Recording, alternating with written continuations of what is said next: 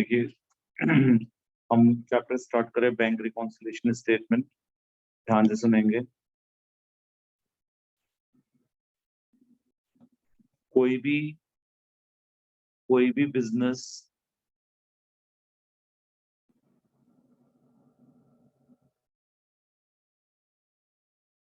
तब तक किसी भी बिजनेस को रन करने के लिए जो कोई भी बिजनेस होगा उसको रन करने के लिए एक बैंक अकाउंट ओपन करना होता है। ये बैंक अकाउंट को हम लोग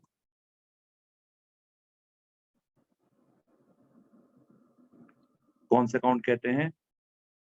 करंट अकाउंट। बैंक हमें दो तरह के अकाउंट की फैसिलिटी देता है। एक होता है हमारा सेविंग अकाउंट, दूसरा होता है हमारा करंट अकाउंट। दो तरह के अकाउंट होते हैं, सेविंग और करंट अकाउंट। अगर हम बिजनेस फॉर्म की बात करें तो बिजनेस फॉर्म या बिजनेस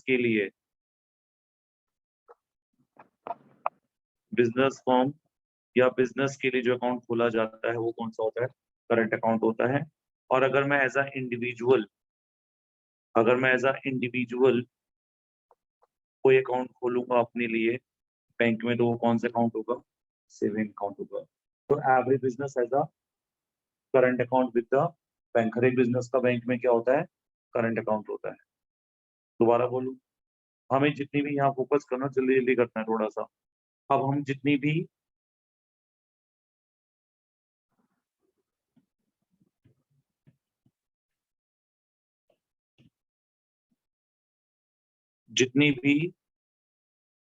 बैंकिंग ट्रांजेक्शन्स होती हैं, बैंकिंग ट्रांजेक्शन्स का मतलब हो गया जितनी भी ट्रांजेक्शन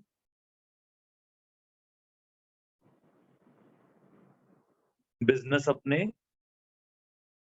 किसके थ्रू करता है? जो ट्रांजेक्शन बिजनेस अपने बैंक के थ्रू करता है वो हमारी क्या होती है? बैंकिंग ट्रांजेक्शन्स होती हैं।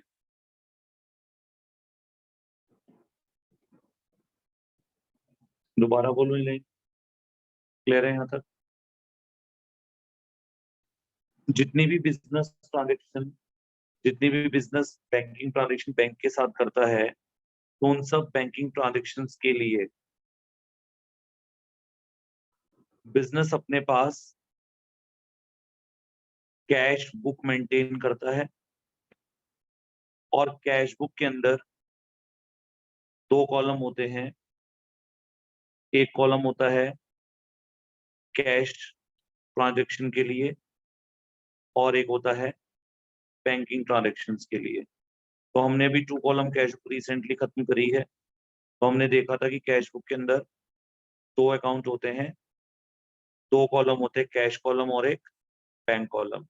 जितनी भी ट्रांजैक्शन हम कैश में करते हैं उनको तो हम कैश बुक के कैश कॉलम में रिकॉर्ड करते हैं, लेकिन जितनी भी ट्रांजैक्शन हम किसके साथ करते हैं? बैंक के साथ, वो ट्रांजैक्शन किस में रिकॉर्ड करते हैं? बैंक कॉलम में रिकॉर्ड करते हैं। ठीक है।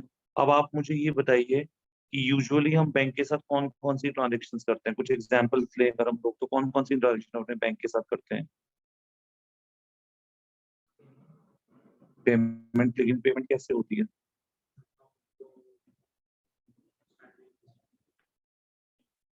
Issue of cheques. हम अपनी कोई भी पेमेंट किसी क्रेडिटर को करनी होती है, अगर मैं किसी भी क्रेडिटर को पेमेंट करनी है तो हम उसको चेक इशू करते हैं। तो जब हम चेक इशू करते हैं तो हम क्या लिखते हैं अपनी कैश बुक के अंदर? By creditor. और फिर वो अमाउंट चेक का हम कहाँ डाल देते हैं? बैंक कॉलम में, ये मानते हुए कि हम ये पेमेंट अपने क्रेडिटर को कर रहे हैं। और कौन सी ट्रांजेक्शन हम अपने बैंक के साथ करते हैं?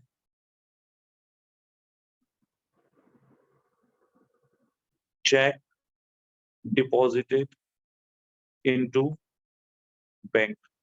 जब हमारे पास कोई चेक आते हैं तो वो चेक हम कहाँ जमा कराते हैं? बैंक में जमा कराते हैं। तो चेक डिपॉजिट इनटू बैंक की वैल्यू भी कहाँ डलती है? बैंक में डलती है। ऐसे ही अगर बैंक हमसे क्या लेता है?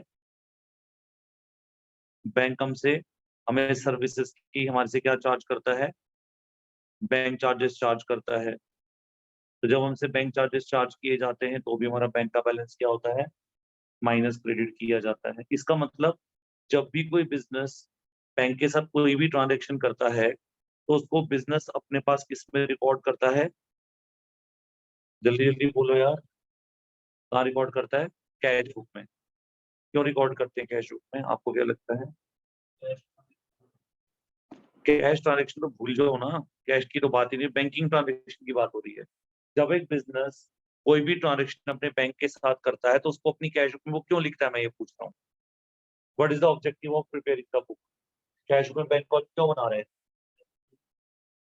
नहीं नहीं नहीं, ताकि हम भूल ना जाएं। हम हमें ये पता रहे ना कि हमने बैंक में कितना कैश डिपॉजिट करा है, बैंक से कितना कैश विथड्रॉन करा है, कितनी चेक के थ्रू हमने पेमेंट्स करी हैं, कितनी चेक के थ्रू हमने पेमेंट रिसीव करी हैं, बैंक ने हमसे कितने चार्जेस लिए हैं। तो जब तक बिजनेस अपने पास ये रिकॉर्ड मेंटेन नहीं करेगा तो बिजनेस को कैसे पता चलेगा कि हमारे बैंक में कितना बैलेंस है। अब जब आप अपनी कैश बुक टोटल करते हो तो कैश बुक टोटल करके आप क्या लिखते हो, बाय बैलेंस, कैरेट डाउन, फिर आप कैश का आंसर निकालते हो और बैंक का आंसर निकालते हो। तो आपको मंथ के एंड का बैंक बैलेंस कैसे पता चलेगा कि हमारे पास बैंक में कितना बैलेंस है, मंथ के एंड में कैसे पता लगेगा? अरे कैश बुक बना करके भाई, मेरे कैश बुक बना करके। जब हम कैश बुक बनाएंगे तभी तुम्हें पता चलेगा कि बैंक में कितने पैसे हमने जमा करे हैं, कितने पैसे बैंक से हमने निकाले हैं और अब हमारे पास कितना बैलेंस अवेलेबल है। तो हमें बैंक के बारे में सारी जानकारी कब मिलती है कि बैंक में कितना पैसा गया, कितना निकला, कितना बचा, जब हम क्या बनाएंगे, कैश बुक। और कैश बुक में कौन सा कॉलम होगा, बैंक का कॉलम होगा। तो that's why there is a need for double column cash. ये बात समझ आ रही है? चलो, बिजनेस को तो अपनी बैंकिंग ट्रांजेक्शन्स के बारे में किसके थ्रू पता लग जाता है, कैश बुक के थ्रू पता लग जाता है।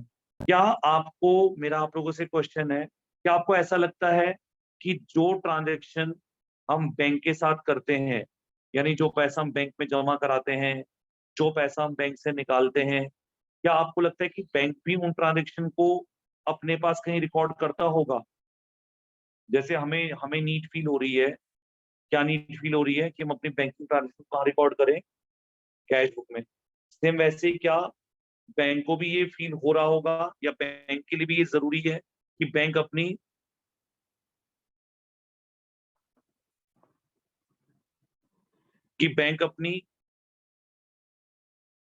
बुक्स ऑफ बैंक, कि बैंक भी अपनी क्या बनाए, बुक्स बनाए। क्या मैं पूछ रहा हूँ कि बैंक भी अपनी कोई ऐसे बुक बनाएगा जिसके अंदर वो हमारे जमा कराए गए पैसे बैंक के साथ या बैंक से निकाल गए पैसे को बैंक भी रिकॉर्ड करेगा? नहीं, बैंक करेगा, लिमिटेड आंसर दीजिए बस। क्या बैंक भी रिकॉर्ड करेगा या नहीं करेगा? करेगा। तो बैंक कहाँ रिकॉर्ड करेगा, बैंक अपनी क्या बनाएगा, बुक्स। जैसे आप अपनी सब्सिडरी बुक्स में कौन सी बुक बना रहे हो, कैश बुक, वैसे बैंक भी अपनी क्या बनाएगा, बुक बनाएगा।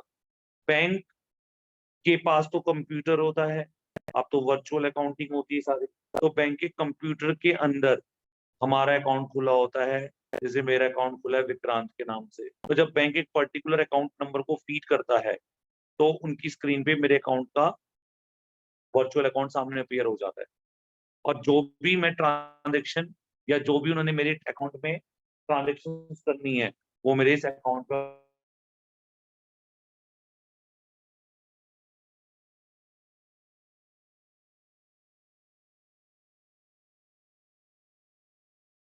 है। तो क्या बैंक ने अपनी बुक्स में केवल मेरे लिए अकाउंट बनाया होगा या सभी बिजनेसेस के लिए बनाया हुआ होगा? अगर एक बैंक के अंदर मान लो 1,000 लोगों के अकाउंट हैं, तो क्या बैंक ने 1,000 लोगों के लिए अपने पास रिकॉर्ड मेंटेन करा होगा? बिकॉज बैंक के पास अगर 1,000 अकाउंट होल्डर है तो सभी अकाउंट होल्डर का एक एक अकाउंट होगा ना। तो बैंक ने 1,000 अकाउंट खोले होंगे, 2,000 कस्टमर होंगे तो 2,000 अकाउंट खोले होंगे। तो बैंक क्या करता है, बैंक हर एक कस्टमर की ट्रांजेक्शन उसके अकाउंट में जाकर के डालता है। ये तो नहीं करता ना मेरी ट्रांजेक्शन आपके अकाउंट में डाल देगा, आपकी मेरे में डाल देगा और मेरी कहीं और डाल देगा, ऐसा तो नहीं करेगा। बैंक क्या करेगा, हर एक पर्सन को क्या अलॉट करता है, वो एक अकाउंट नंबर, और उस अकाउंट नंबर के थ्रू वो हमारे बैंक के अकाउंट को क्या करता है, ऑपरेट करता है। दोबारा बोलूं, तो बैंक जब एक बिजनेस के लिए बुक बनाता है तो उस बुक को कहा जाता है कौन सी बुक, पासबुक। तो बैंक हमारे पास हमारी की गई ट्रांजेक्शन को रिकॉर्ड करने के लिए कौन सी बुक बनाता है, पासबुक बनाता है।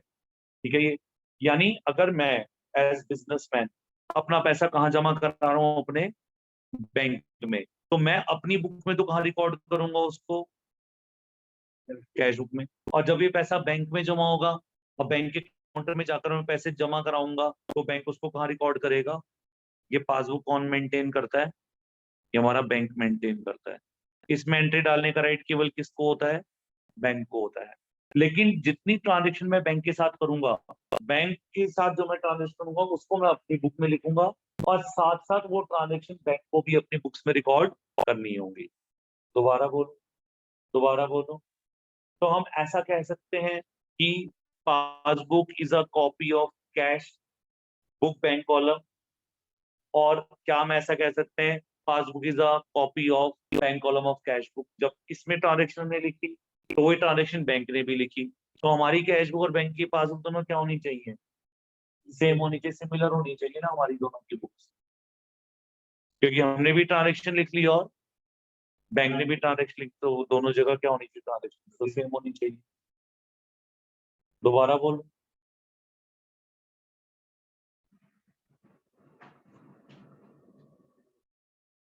आज जल्दी है, मैंने अभी रिकॉर्ड कर रहा हूँ मैं क्लास, आप शुरू का लेक्चर 15 मिनट का वहां से पढ़ लेना, अभी शुरू नहीं करा जा रहा, थोड़ी फुल आगे कर दो फिर।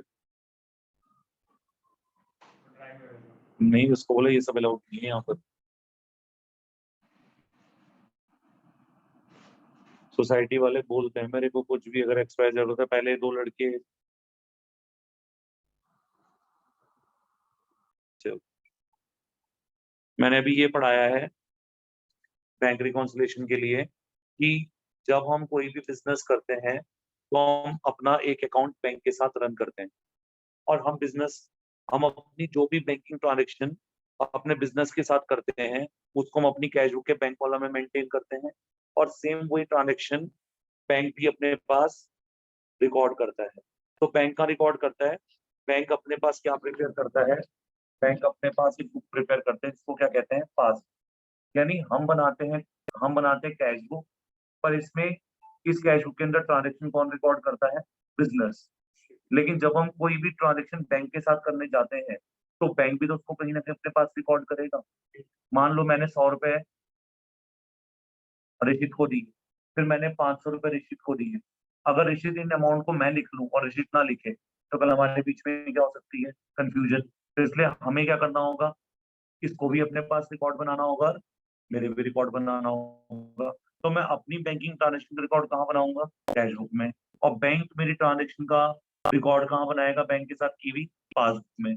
पासबुक में बैंक क्या करेगा, बैंक हमारे लिए एक अकाउंट खोल देगा अपने पास, और जो भी मैं लेन देन बैंक के साथ करूंगा, बैंक उसको हमारे इस अकाउंट के अंदर रिकॉर्ड करेगा। दोबारा बोलो, अब जो ट्रांजेक्शन हमने अपनी कैश बुक में लिखी वही ट्रांजेक्शन बैंक ने पासबुक में लिखी, तो दोनों की दोनों बुक के अंदर जो ट्रांजेक्शन रिकॉर्ड हो रही है वो क्या होंगी, आइडेंटिकल होंगी। आइडेंटिकल मतलब एक जैसी होंगी। दोबारा बोलो, दोबारा बोलो, ये बात क्लियर है। अब जब मंथ एंड होता है तो हम अपनी कैश बुक का बैलेंस करते हैं। जब कैश बुक का बैलेंस करते हैं तो हमारे बैंक का क्लोजिंग बैलेंस निकलता है। तो इसका मतलब जो हमारा बैंक का क्लोजिंग बैलेंस है और जो पासबुक का, बैंक के पास पासबुक है, तो जो पासबुक का क्लोजिंग बैलेंस है वो दोनों क्या होने चाहिए, सेम होने चाहिए। इसका मतलब अगर मेरी कैश बुक ये कह रही है कि after after the at the end of month of January, suppose हमने रिसिप्ट करी, हमने जनवरी में पेमेंट करी, हमने जनवरी की कैश बुक बनाई, तो as per the cash book on 31 January मेरे बैंक में 2 लाख रुपए पड़े होने चाहिए।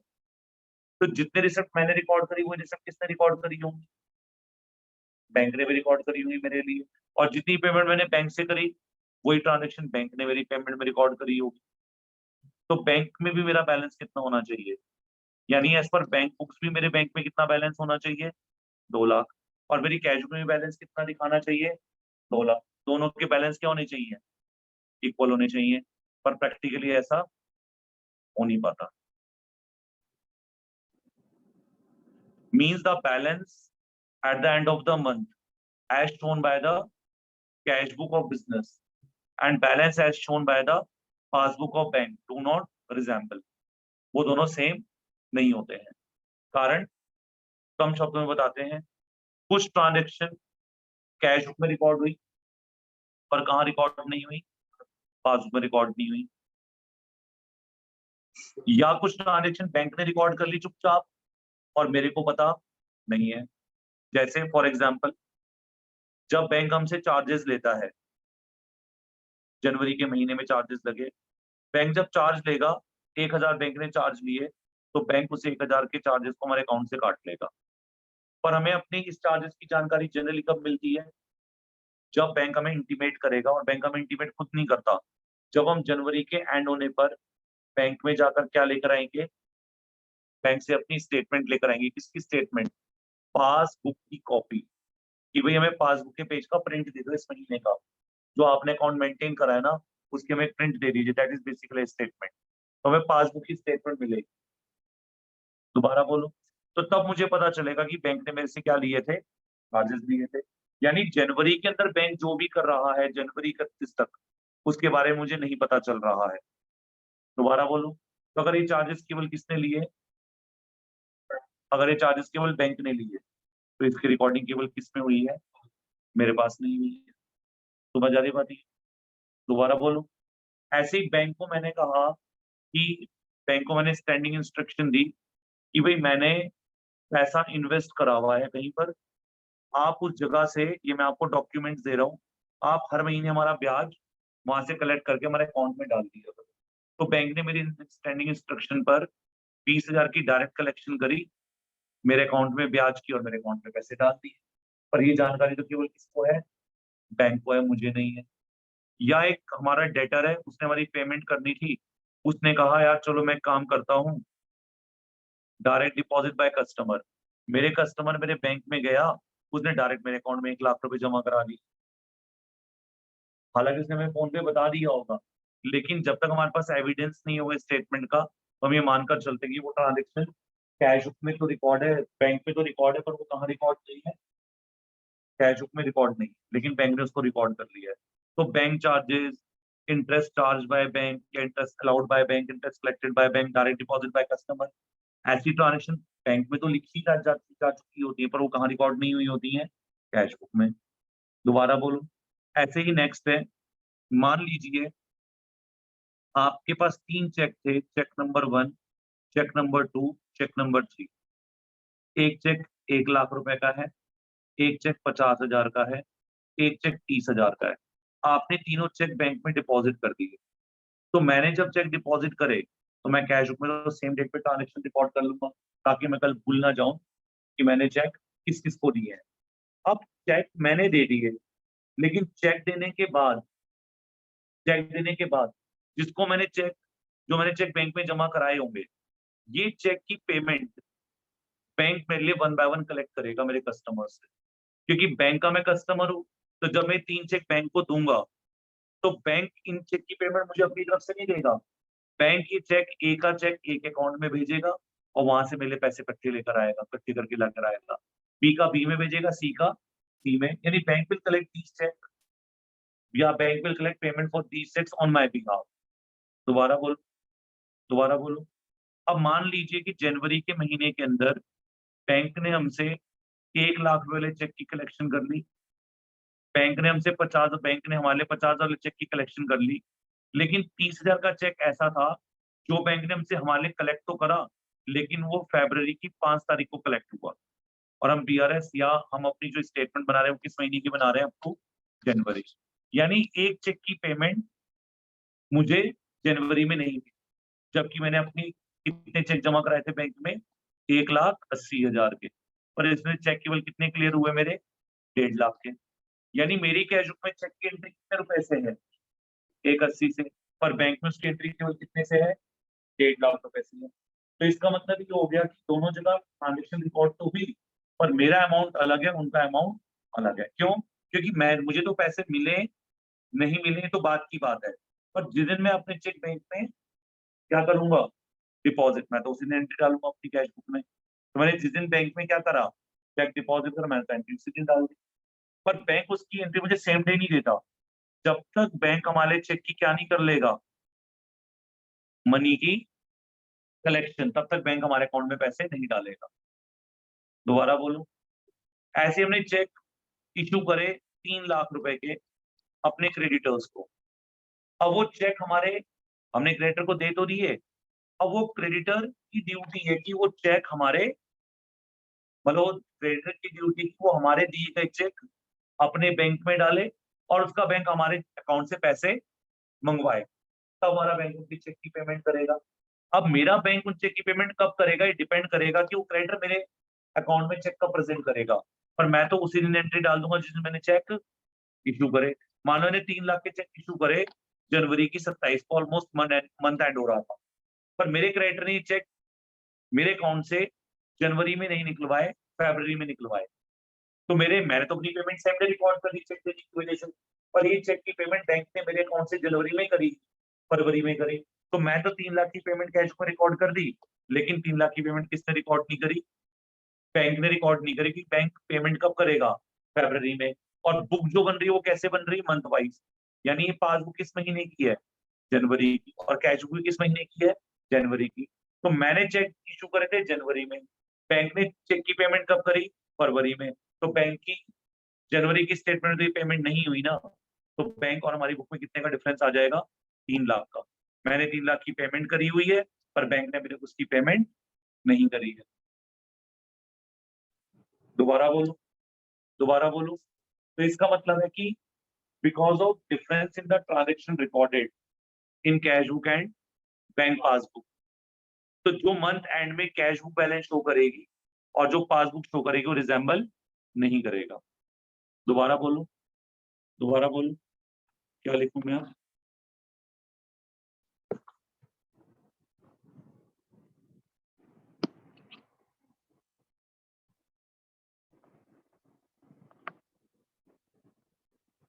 The balance as shown by cash book of business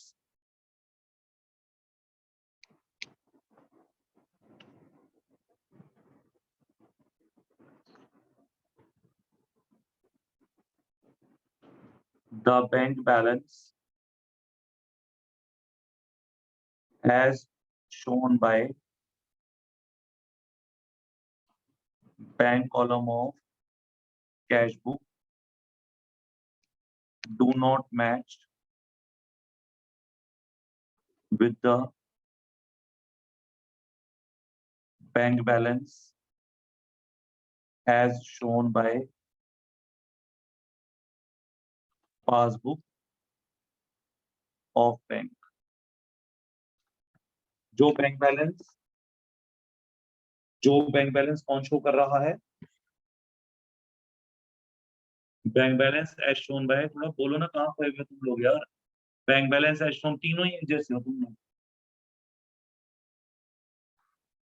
bank balance as shown by bank column of cash book do not match with the bank balance as shown by the passbook of bank. यानी दोनों का balance जो होगा month and का क्या होगा, different होगा। दोबारा बोलूं, हाँ, statement is prepared to record the reason for such differences। तो हमें एक स्टेटमेंट बनानी पड़ेगी किसके लिए, statement is prepared to record the reason for such differences. यानी आप ये जानना चाहोगे ना कि हमारी कैश बुक का बैलेंस अलग क्यों आ रहा है और हमारी पासबुक का बैलेंस अलग क्यों आ रहा है। तो हमने तो इतने पैसे जमा कराए थे, तो हमारे अकॉर्डिंग बैंक में 3 लाख रुपए होने चाहिए। बैंक बोला जी आपके अकाउंट में तो 2.5 लाख रुपए पड़े हैं, तो आपका दिमाग वहीं खराब हो जाएगा। भैया 3 लाख होने चाहिए, 2.5 लाख कैसे पड़े? तो आप बैंक तो आपको जस्टिफाई कर ही देगा, पर आप अपने आप को कैसे जस्टिफाई करोगे? तो आप एक स्टेटमेंट बनाओगे। तो statement is prepare to record the reason for such differences. दोबारा बोलो, known as bank reconciliation statement. अब मैं एक ऐसी स्टेटमेंट बनाऊंगा जिससे मुझे पता लग जाएगा कि मेरी दोनों बुक्स में डिफरेंस क्यों आ रहा है। जैसे हमने चेक इशू करे थे, डिपॉजिट करे थे, वो क्लियर नहीं हुए। हमने चेक इशू करे थे, वो प्रेजेंट नहीं हुए पेमेंट के लिए। तो ऐसे रीजन हमें कहाँ रिकॉर्ड करने पड़ेंगे? बीआरएस में रिकॉर्ड करने पड़ेंगे। तो बीआरएस एक ऐसी स्टेटमेंट है जो बीआरएस एक ऐसी स्टेटमेंट है जो किन रीजंस को रिकॉर्ड करती है? which records which records the differences, which records the reason for differences in balance as shown by the cash book and as shown by the past. That statement is known as BRS. दोबारा बोलो, ये तो intro था इस chapter का। It's not a complete chapter, but ये समझाना पड़ता है कि बीआरएस है क्या और क्यों है।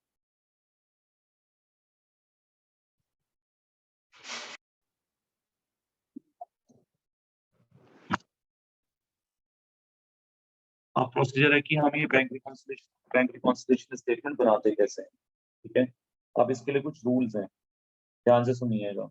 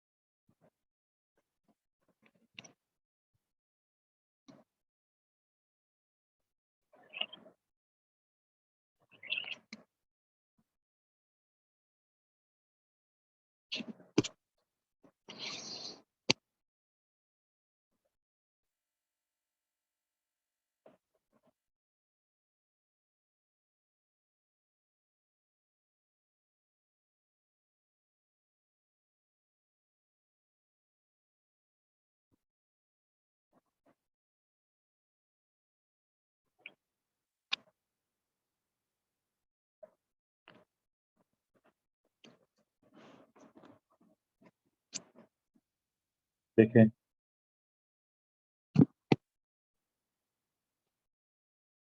हमारी बिजनेस जो बुक मेंटेन करता है उसका नाम बताइए। Very good. हम्म, हमारा बिजनेस जो बुक मेंटेन करता है वो कौन सी बुक होती है?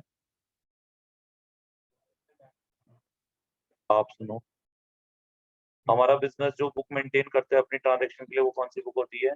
Cash book. और बैंक जो बुक मेंटेन करता है अपनी ट्रांजेक्शन के लिए वो कौन सी बुक होती है? पासबुक। ये कैश बुक याद रखना है बिजनेस फॉर्म की होती है, इसमें ट्रांजेक्शन सिर्फ बिजनेस कर सकता है, बैंक आके नहीं कर सकता। और इस पासबुक में केवल ट्रांजेक्शन कौन रिकॉर्ड कर सकता है? बैंक, और बिजनेस जाके नहीं कर सकता। दोबारा बोलूं, अब हमारी दोनों ही बुक का एक रूल कॉमन होता है कि हमारा अकाउंटिंग डबल एंट्री सिस्टम पर बेस्ड है। हमारा एक अकाउंट डेबिट होता है और एक अकाउंट क्या होता है? क्रेडिट। तो इसकी हमारी कैश बुक की भी दो साइड्स होती है। एक साइड कौन सी होती है? डेबिट। और एक साइड कौन सी होती है? क्रेडिट। फॉर्मेट नहीं बता रहा हूँ कैश को, मैंने ऊपर बता दिया कैश बुक में डेबिट और क्रेडिट होती है, बस अब ऐसे समझना है मैच्योर तरीके से थोड़ा। तो कैश बुक में हमारी एक डेबिट साइड होती है, एक डेबिट कॉलम होता है और एक क्रेडिट साइड होती है। कैश बुक में जो डेबिट साइड होती है उसका नाम क्या होता है? रिसिप्ट। और कैश बुक की जो क्रेडिट साइड होती है उसका नाम, थोड़ी रख दो फोन प्लीज। जो हमारी कैश की रिसिप्ट साइड होती है, डेबिट साइड, उसका नाम क्या होती है? रिसिप्ट। और क्रेडिट साइड जो होती है उसका नाम क्या होती है? पेमेंट्स।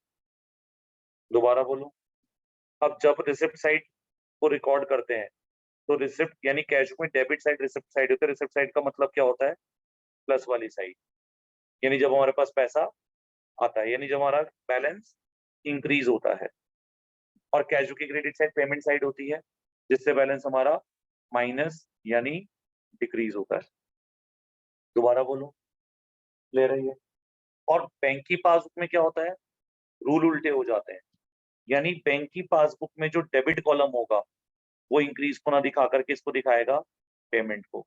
यानी पासबुक की जो डेबिट साइड होती है वो पेमेंट साइड होती है। दोबारा बोलूं, दोबारा बोलूं, और जो पासबुक की रिसिप्ट साइड होती है वो क्रेडिट साइड होती है। बनाओ। मतलब क्या हुआ इसका? इसका मतलब ये हो गया कि बैंक के अंदर जो डेबिट साइड है वो माइनस साइड हो जाती है, यानी डिक्रीज साइड हो जाती है, और जो ये साइड है क्रेडिट साइड वो प्लस या इंक्रीज की साइड होती है। यानी जब हम कोई ट्रांजेक्शन अपनी किस साइड में लिखते हैं, रिसिप्ट साइड में, तो बैंक उसको किस साइड में लिखता है? यानी जिस ट्रांजेक्शन अपनी किस साइड में लिखते हैं, डेबिट साइड में, बैंक उसको किस साइड में लिखता है? अपनी क्रेडिट साइड में। और जो हम अपनी क्रेडिट में लिखते हैं, बैंक उसको कहाँ लिखता है? डेबिट साइड में। कारण क्या होता है?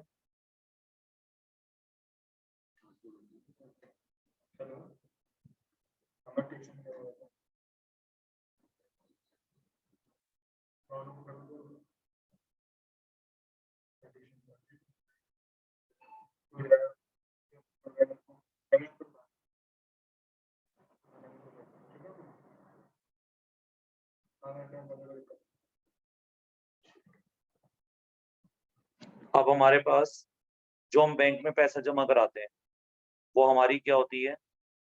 एसेट। लेकिन जो पैसा हम बैंक में जमा कराते हैं वो बैंक के लिए क्या होती है? लायबिलिटी। क्योंकि बैंक कहता है भाई जो पैसा मेरे पास है वो मेरा थोड़ी ना है, वो तो मेरे कस्टमर का है। तो हमारी डेबिट एसेट होती है, बैंक की डेबिट, मतलब हम डेबिट में एसेट, क्योंकि हमारा कैश हमारी एसेट है, पर बैंक के लिए वही क्या है? उसकी लायबिलिटी। तो हमारी जो एसेट है वो बैंक की लायबिलिटी है। और जब हम कोई पेमेंट करते हैं तो हमारा बैंक बैलेंस कम होता है, तो बैंक अपनी लायबिलिटी हो जाता है। तो बैंक जब जब हम कोई अमाउंट अपने बैंक से, जब हम कोई पेमेंट अपनी कैश बुक में रिकॉर्ड करते हैं तो उतना अमाउंट हम वहां से निकाल लेते हैं, तो बैंक की लायबिलिटी क्या हो जाती है? डिक्रीज हो जाती है। यानी जब हम बैंक से पैसा निकालते हैं तो हम बोलेंगे हमारी एसेट क्या हो रही है? डिक्रीज हो रही है। लेकिन बैंक से जब हम पैसा निकालेंगे तो बैंक बोलेगा मेरी लायबिलिटी क्या हो रही है? कस्टमर की डिक्रीज हो रही है। यानी हम बैंक के लिए लायबिलिटी हैं और हमारी बुक में बैंक हमारी क्या है? एसेट है। दोबारा बोलूं, इसलिए रूल रिवर्स हो जाते हैं। क्लियर है ये? अब जब हम बीआरएस का क्वेश्चन सॉल्व करते हैं तो उसका आंसर सिर्फ आधे पेज का, इससे ज्यादा बड़ा नहीं होता उसका आंसर। इतना से फॉर्मेट होता है इसका आंसर का, क्योंकि चैप्टर समझ आ जाए तो आसान है, नहीं समझ आए तो थोड़ा मुश्किल लगता है, लेकिन बट इसकी फॉर्मेटिंग बहुत आसान है। ये सिर्फ आधे पेज का ही आंसर होता है इस चैप्टर का। 6 नंबर का क्वेश्चन आता है एग्जाम के अंदर, एनुअल एग्जाम में। होम एग्जाम में इसके टीचर 2 क्वेश्चन भी दे देते हैं 6 6 नंबर के, 12 नंबर में, और एनुअल एग्जाम में ये 6 नंबर का क्वेश्चन आता है। अब हमने ऊपर हेडिंग डाली बैंक रिकॉन्सिलिएशन स्टेटमेंट। नीचे क्या लिखेंगे? फॉर द मंथ एंडिंग, या मंथ आ जाएगा जिस महीने की बीआरएस है।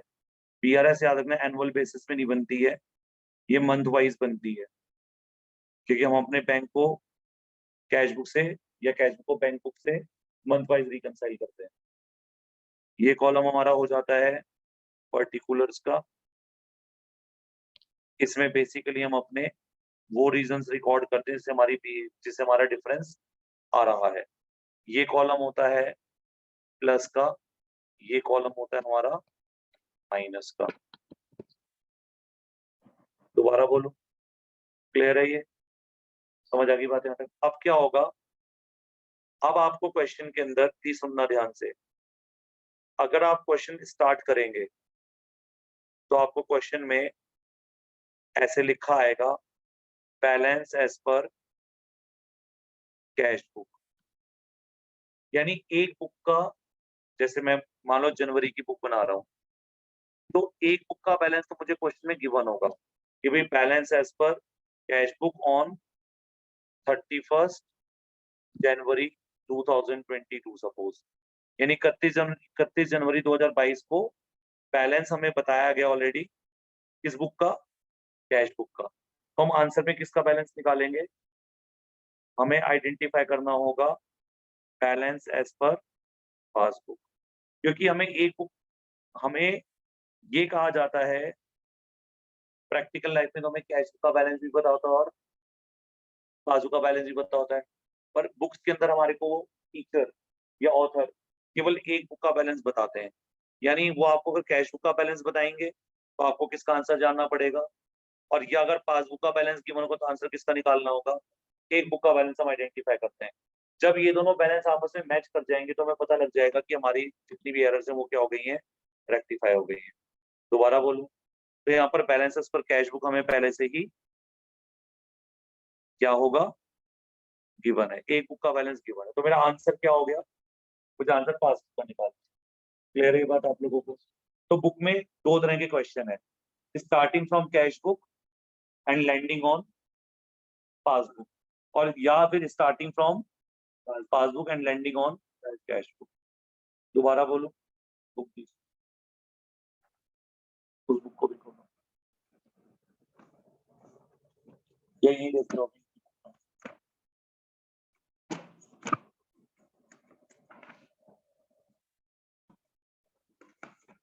समझ आना होगा तो एक ही बारी में समझ आ जाएगा, 80% समझ आ जाना चाहिए, 70% चैप्टर ये वाला इस क्वेश्चन के बाद।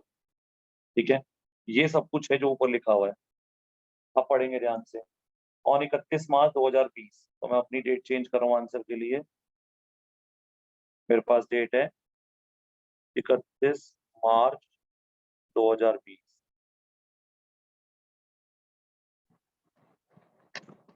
ठीक है, अब क्या लिखा है, थोड़ा फोकस करना है बेटा। Rajesh Chauhan cash book, bank balance as per cash book of Rajesh Chauhan 17,280। किस बुक का बैलेंस गिवन है? कैश बुक का। कितना बैलेंस गिवन है? आगे क्या लिखा हुआ है? डेबिट। कौन सी बुक है? ये देखो, कैश बुक में डेबिट क्या होता है? प्लस। प्लस, दोबारा बोलो, प्लस होता है, तो ये बैलेंस मैंने प्लस में लिख देना 17,280। यानी मेरी कैश बुक बता रही है कि मेरे बैंक में कितने रुपए पड़े होने चाहिए? 17,280 का बैलेंस होना चाहिए। दोबारा बोलो, अगर मैं इसके आगे क्रेडिट लिख देता, बैलेंस तो कैश बुक का ही माना जाता, पर अगर क्रेडिट लिख देता तो कैश बुक में क्रेडिट क्या होता? तो ये फिर अमाउंट यहाँ आ जाता। यानी that, in that case that will be called as overdraft. आपको पता है ना ओवरड्राफ्ट क्या होता है कैश बुक के अंदर? जब आपका नेगेटिव बैलेंस रहता है तो ओवरड्राफ्ट होता है, तो इसका अंदर फिर आपकी कैश बुक ओवरड्राफ्ट शो कर रही है। दोबारा बोलो, अगर क्वेश्चन साइलेंट है तो बाय डिफॉल्ट क्या मानेंगे? क्वेश्चन में नहीं बताया कि कैश बुक का जो बैलेंस गिवन है वो डेबिट है या क्रेडिट है, तो क्या मानेंगे? तो हम बाय डिफॉल्ट डेबिट मानेंगे। यानी हम उसको नेगेटिव तभी मानेंगे जब स्पेशली हाईलाइट करा होगा। कई बार ये डेबिट क्रेडिट लिख करके नहीं देते तो हम प्लस से शुरू करते हैं। क्लियर है ये? अब 1 to 6 में उसने हमें रीजंस बताए हैं कि ये दोनों बैलेंस मैच क्यों नहीं कर रहे थे। यानी ये 6 चीजें ऐसी हैं जो या तो कैश बुक में थी और कहाँ नहीं थी, या पासबुक में थी और कैश बुक में नहीं थी। ठीक है, अब ध्यान से सुनना है, अब मेरी बात को बहुत गौर से सुनना। हमें यही पता लगाना होता है कि जो है डिफरेंस दिया रीजन का, वो ट्रांजेक्शन किसने रिकॉर्ड करी और कहाँ रिकॉर्ड नहीं हुई, so that we can know कि डिफरेंस कितना है। आप पढ़ेंगे, cheque of 8400 sent for collection have not been collected by bank so far. Cash book के चैप्टर को थोड़ा एलोबरेट दिमाग में करना पड़ेगा। हमने 84 के चेक कलेक्शन के लिए भेजे, कलेक्शन के लिए कहाँ भेजे होंगे आपने? बैंक में भेजे होंगे। किसने भेजे होंगे? यही देखो, रुक गए ना आप लोग। आप अपने चेक बैंक में कलेक्शन के लिए भेज रहे हैं, तो आप चेक अपने बैंक में डिपॉजिट कर रहे हैं ना, तो कौन डिपॉजिट कर रहा है ये चेक? हम कौन है, जल्दी बोलो। राजेश चौहान का बिजनेस जमा करा रहा है। तो इसका मतलब है, ध्यान से सुनना, हम पहले मानते हैं, प्लीज ये मेरा तरीका है बताने का, क्लास में नहीं बताया जाता। हम ये मानते हैं कि दोनों बुक में बैलेंस, बप्पी यहाँ देखो, हम ये मानते हैं कि दोनों बुक में बैलेंस क्या है, सेम है। यानी दोनों बुक में कोई भी डिफरेंस नहीं है। यानी इस ट्रांजेक्शन से पहले ऐसे 2 लाइन बना लो बराबर साइज की। इस लाइन को अपने को इंडिकेट करने का मतलब हुआ कि हमारी कैश बुक और पासबुक का बैलेंस इन ट्रांजेक्शन से पहले बराबर था। लेकिन बाद में हमें किस महीने के खत्म होने के बाद, मार्च का महीना खत्म होने के बाद हमें रीजंस पता चले कि हमने 8400 का चेक कलेक्शन के लिए भेजा था, लेकिन वो चेक कलेक्ट नहीं करे किसने, बैंक ने। तो चेक कलेक्ट करने के लिए कौन भेजता है, बिजनेस या बैंक? बिजनेस भेजता है बैंक को। तो जब ये चेक हमने बैंक में कलेक्शन के लिए भेजे होंगे तो हमने इसको कहाँ रिकॉर्ड करा होगा, अपनी कैश बुक में। वेरी गुड, समझ आ रही बात। अब कैश बुक की 2 साइड है, एक रिसिप्ट और एक पेमेंट। किस साइड में लिखा होगा, चेक डिपॉजिट हो रहे हैं, हमने जो 84 के चेक बैंक में कलेक्शन के लिए भेजे हैं, चेक डिपॉजिट टू बैंक की तरह रिकॉर्ड करते हैं, रिसिप्ट साइड पे कैश बुक या पेमेंट साइड पे?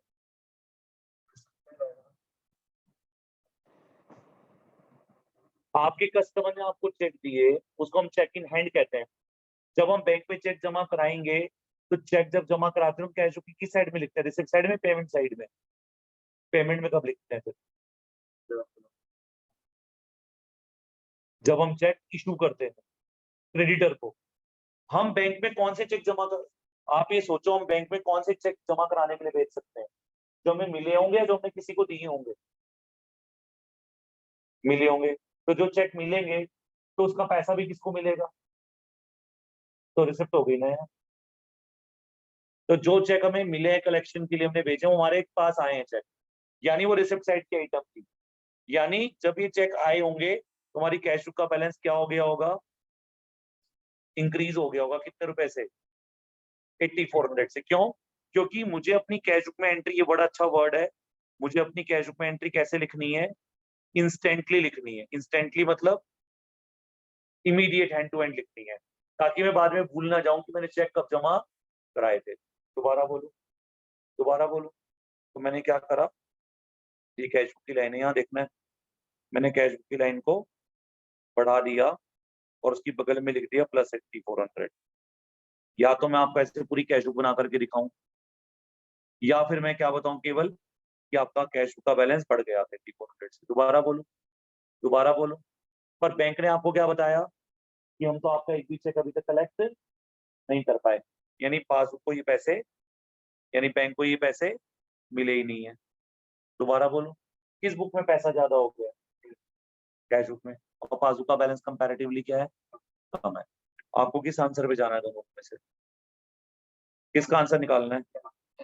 कैश बुक का कैसे निकालना है, कैश बुक को तो पहले से ही पासबुक का आंसर निकालना है। दोबारा बोलूं तो 2 लाइनें बोलूंगा। या तो मुझे कैश बुक को किसके बराबर ले जाना होगा, या फिर पासबुक को किसके बराबर ले जाना होगा, ये चुनाव पहले करना होता है। जो क्वेश्चन में गिवन है वहां से चलेंगे, और जहां आंसर में बुक है वहां पहुंचना होगा। तो आप बताओ इस हिसाब से हम कहाँ जा रहे हैं? इस हिसाब से हम कैश बुक का बैलेंस कहाँ ले जाएंगे, यानी कैश बुक को किससे मिलाएंगे, पासबुक से मिलाएंगे। दोबारा बोलूं, दोबारा बोलूं, पासबुक का बैलेंस है। 2 रास्ते इन लाइनों को बराबर करने के, सजेस्ट कर सकते हैं क्या 2 रास्ते? या तो इसको बढ़ा दे लाइन को तो इसके बराबर आ जाएगी। अगर मैं इसको बढ़ाता हूँ तो उसका तो मतलब होगा कि मैंने पासबुक को एडजस्ट करा है किसके लिए, कैश बुक के लिए। वो तो आंसर गलत हो जाएगा। मुझे किसको एडजस्ट करना है, मुझे कैश बुक के अंदर एडजस्टमेंट करनी है, किसके बराबर जाने के लिए, पासबुक के बराबर। तो पासबुक में बैलेंस क्या है, कम है। तो मैं इस अपनी बुक को फिलहाल के लिए क्या कर लूंगा, कम करूंगा। जब मैं इसको कम करूंगा तो मेरा बैलेंस किससे मैच करेगा, पासबुक से। दोबारा बोलूं, दोबारा बोलूं, दोबारा बोलूं, क्यों माइनस कर रहे हैं?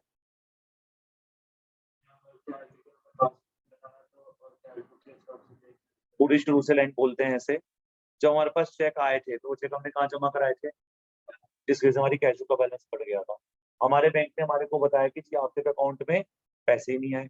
तो बैंक ने तो कह दी थी हमारे पास ये पैसे नहीं है, तुमने लिख लिए होंगे कि तुमने इंस्टेंट रिकॉर्डिंग करी, हमारे पैसा नहीं मिला इसका। तो कितने का डिफरेंस आ गया, 8400 का डिफरेंस आ गया। Your issue.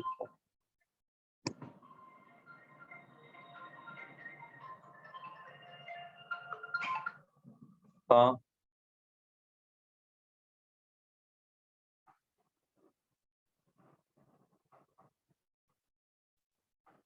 ठीक है,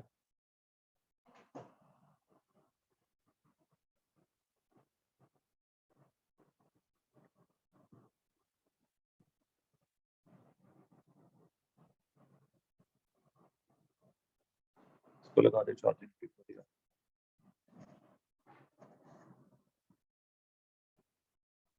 क्या करूंगा मैं इसको, जब मैंने चेक जमा कराया था मेरा कैश का बैलेंस इंक्रीज हो गया, मुझे बाद में रिकंसाइल करके पता लगा कि ये चेक तो कहाँ पर नहीं पहुंचा, इसकी पेमेंट किसको नहीं प्राप्त हुई, बैंक को प्राप्त नहीं, दोनों में डिफरेंस आ गया।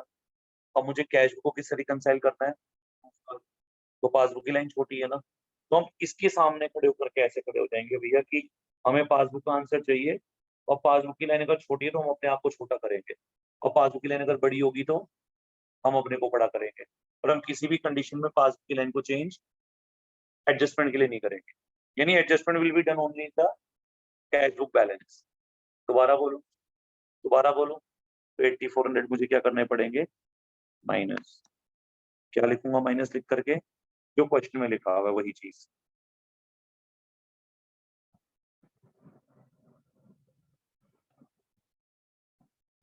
Check send for collection but not yet collected। कौन दिए सॉरी, पढ़ो लाइन, क्या रीजन लिखा हुआ है, cheque send for collection but not collected. By bank को लिखना चाहो लिखो, नहीं लिखना मत लिखो, ये टेबल ऑफ रीजन लिखा हुआ है।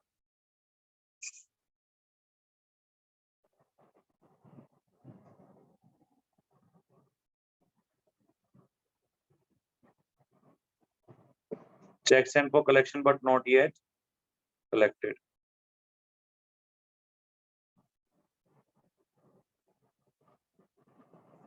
दोबारा बोलूं, जैसे बोले में डाल रहा हूँ, कंफ्यूज मत होना, वैसे ही डाल रहा हूँ, माइनस हो जाएगा। अगली ट्रांजेक्शन पढ़ो। अब बच्चों की स्कूटी एडजस्ट करवा दूं क्योंकि वहाँ गाड़ियां लगी। अब इसके बाद क्या है, अब वो कह रहा है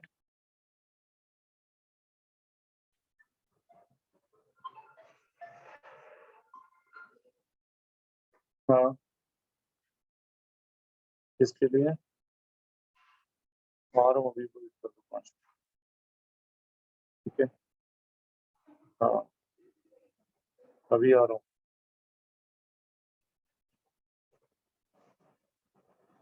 कैश बुक पासबुक दोनों में लाइन बराबर एज्यूम करेंगे, यानी दोनों में बैलेंस क्या है, बराबर है।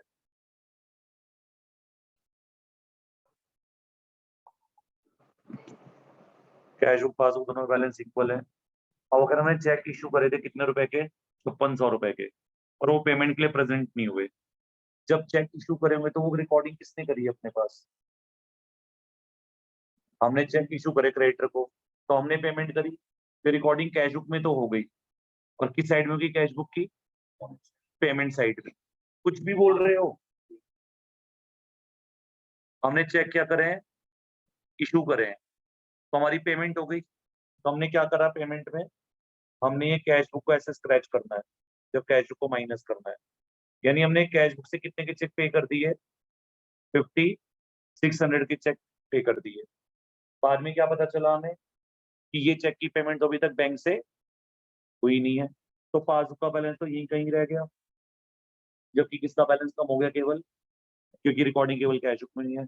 अब मुझे किसके पास जाना है, कैश, नहीं नहीं पासबुक के बराबर ही जाना है, ठीक कह रहे हो, कैश बुक से चलना है, आंसर किसका चाहिए, कैश बुक से चलना है, आंसर किसका निकालना है, तो कैश बुक को किससे मिलाऊंगा मैं, पासबुक से मिलाऊंगा, तो मैं एडजस्टमेंट किस बुक में करूंगा अपने, कैश बुक में, तो मैं कैश बुक को कैसे एडजस्ट करूंगी मैं पासबुक के बराबर चला जाऊं, प्लस करके, तो मैं 5600 क्या कर दूंगा, प्लस कर दूंगा, और लिख दूंगा मैं cheque issue but not presented for payment. दोबारा बोलूं, क्लियर है ये, नेक्स्ट ट्रांजेक्शन, बस ये देख लोगे ना आप लोग की ट्रांजेक्शन कहाँ रिकॉर्ड हुई कहाँ नहीं हुई, तो आंसर करना आसान हो जाएगा, और ट्रांजेक्शन पहले 2 लाइन बराबर ड्रॉ कर लोगे तो इजी हो जाएगा। Debit of 18 passbook for charges, बोल रहा है पासबुक में डेबिट लगाया बैंक ने, तो पासबुक में डेबिट क्या होता है? माइनस। तो बैंक ने हमसे 80 रुपए काट लिए। अब बैंक ने काटे तो रिकॉर्ड भी किसने करा होगा? पासबुक ने, जिसकी जानकारी हमारे पास नहीं है। तो केवल किसका बैलेंस कम हुआ है? पासबुक का। अब मुझे किस बुक पे जाना है? पासबुक पे। एडजस्टमेंट किस में करूंगा? तो कैश बुक इसके बराबर कैसे लाऊं? माइनस करके 80 रुपीज क्या हो जाएंगे? माइनस हो जाएंगे। बहुमूल्य आपको क्लास में कैसे कराया था इन्होंने?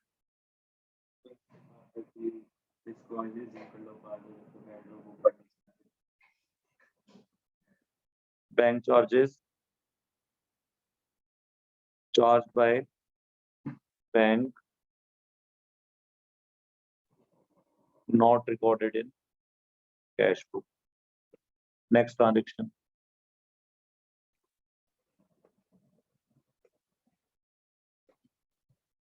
Bank as credit. बैंक मतलब पासबुक। मैंने डिजाइन इसको इस तरह से करा, आपको हर चीज लिखी हुई मिलेगी इसमें। बैंक क्रेडिट प्लस, तो बैंक ने क्रेडिट करा तो किसका बैलेंस बढ़ गया? कितने से बढ़ गया? 240 से। पर उसकी रिकॉर्डिंग कैश बुक में नहीं है। इसमें एडजस्टमेंट करेंगे, क्या करेंगे? ऐड। क्या लिखूं?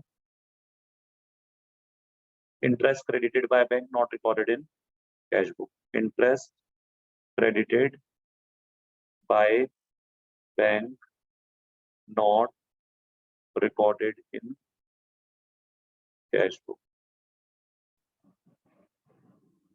Next transaction. दोनों जगह बैलेंस इक्वल। क्या कह रहा है अब? 2000 रुपए कस्टमर ने डायरेक्टली मेरे बैंक में जमा करा दिए। यानी कस्टमर ने कहा चलो यार पैसे देने ही हैं, इनके बैंक में चला जाता हूँ, उसने 2000 मेरे बैंक में डाल दिए। तो मेरे किसका बैलेंस बढ़ गया? पासबुक का। किसमें एडजस्टमेंट करूं? क्या करूंगा? Add. Direct deposit made by customer not recorded in cash book. ठीक है। Last transaction. As per standing instruction of Rajesh Chauhan bank has made the following payment. Club की फीस 500 और मेरी इंश्योरेंस 2500। 3000 बैंक ने मेरे कहने पे कर दिए। यानी इसका मतलब अपने बैंक को कह रखा था कि इनकी क्लब की फीस की और लाइफ इंश्योरेंस की जैसे ड्यू डेट आए तो हम तुम्हें डॉक्यूमेंट दे रहे हैं, अपने आप इसको पे करते जाना। तो बैंक ने 3000 मेरे कहने पर पे कर दिए। किसमें एडजस्टमेंट करूं? कैसे करूंगा? माइनस। क्या लिखूंगा? Direct payment made by bank. Transaction जब पूरी रिकॉर्ड हो जाए प्लस माइनस में एडजस्टमेंट करते हुए, अब दोनों कॉलम का खत्म हो गया काम इतना। अब दोनों कॉलम कितना काम हो गया? अब इसका प्लस के कॉलम का टोटल कर लो, 25,120 आ रहा है, और माइनस का टोटल करो 11,480 आ रहा है। बस इसका ऐसे डिफरेंस, इस मतलब रनिंग टोटल करना है, इसका ऐसे टोटल, इसका ऐसे टोटल। दोबारा बोलूं, अब इन दोनों का डिफरेंस निकालना। कितना डिफरेंस है? 13,000। ये 13,640 का डिफरेंस आपने हमेशा याद रखना है, उसी साइड पे लिखना है जिसका टोटल ज्यादा आया। अगर प्लस का टोटल ज्यादा है ना तो डिफरेंस हम प्लस के नीचे लिखेंगे, जबकि अनयूजुअली हम अभी क्या अनयूजुअल हो गया ये। यूजुअली हम क्या करते आ रहे थे? हम शॉर्टर साइड पे डिफरेंस लिखते थे, इसमें उल्टा है, इसमें हायर साइड पे डिफरेंस लिखना है। दोबारा बोलूं तो 13,640 हम यहाँ प्लस साइड में लिखेंगे। इसका मतलब पासबुक का बैलेंस किस साइड में आ रहा है? प्लस का टोटल ज्यादा है ना, तो हम इस बुक का बैलेंस प्लस मानेंगे। किस बुक का? किस बुक का? पासबुक में प्लस क्या होता है? क्रेडिट। तो इसके आगे लिख दूंगा मैं क्रेडिट बैलेंस। दोबारा बोलूं, अगर माइनस का ये फिगर यहाँ होती, फिगर यहाँ होती, तो माइनस का टोटल ज्यादा आता, तो ये फिगर यहाँ पे रही होती, तो पासबुक माइनस में होती। तो पासबुक माइनस में होती तो क्या लगाते? Debit balance.